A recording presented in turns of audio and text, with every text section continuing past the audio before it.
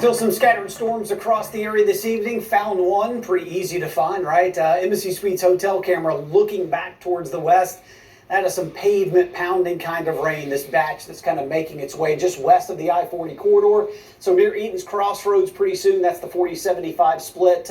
Portions of West Knox, Choteau.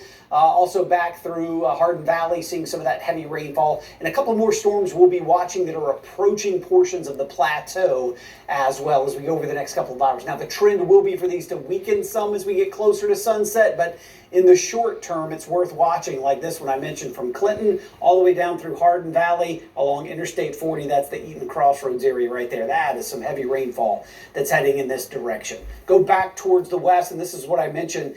East of Nashville and west of Crossville, we're seeing some additional storms that are pushing towards the east and very dark on the horizon, looking back from Cumberland County, downtown Crossville to the west. So I do expect some additional scattered storms. We'll continue some of these through sunset, which is right around 9 o'clock, just before.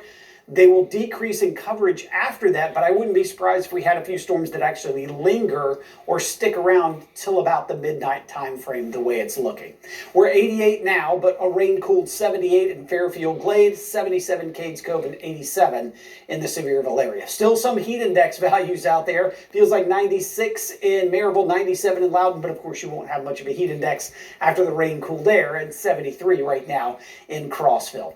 As I mentioned, storm chances is basically gone after midnight. A partly cloudy sky. If you had some heavy rainfall today, like areas of Union County, don't be surprised if you wake up to some fog. We'll see upper 60s and low 70s. Tomorrow afternoon should be a few degrees less warm than today. In fact, 89 is our average high, and I think we're actually just below that with mid to upper 80s in most areas because we'll see a little bit more cloud cover and a few more scattered storms around. Not so much in the morning. This is 7 a.m., but by midday, I think we'll see storms already firing on the western North Carolina side and maybe one or two right along the spine of the Smokies as well. Coverage then increases as we go a little bit later in the day. This is 4 o'clock. We'll take it through 7 o'clock in the evening. Still some scattered storms. And like today, some of these could have some very heavy rainfall and some lightning, like what we've seen out there for today. And then these will as well quiet down closer to midnight. That's Thursday at 11.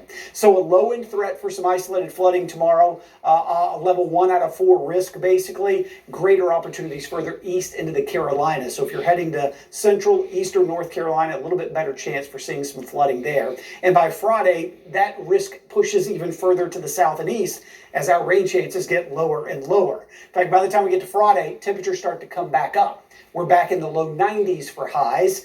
Humid as well. We're talking heat index values maybe getting close to triple digits in spots. We'll be right around 98 in Knoxville and 100 in the Kingston area. So again, decent chances of rain tomorrow. We'll take those back down a little bit as we go into Friday. And then through the weekend, temperatures staying close to average, which is now 89, but man, the heat index values are really going to build early next week. We're back in those triple-digit ranges. So for tomorrow, about half the area sees scattered storms in southeast Kentucky.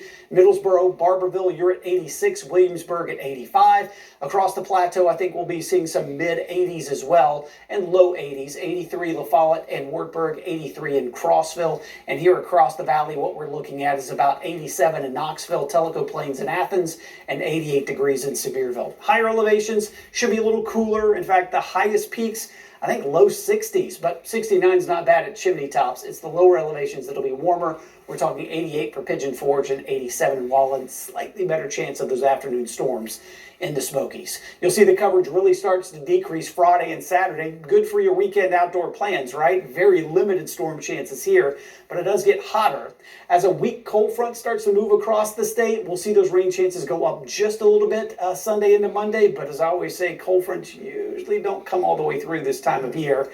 But some better rain chances at least Sunday, Monday compared to what we'll see for Friday and Saturday. Just tonight, be careful. Those downpours are out there. Quickly, especially after sunset, we can see some ponding on some roadways, so take it easy. Good to know, Ken. Thank you so much. We'll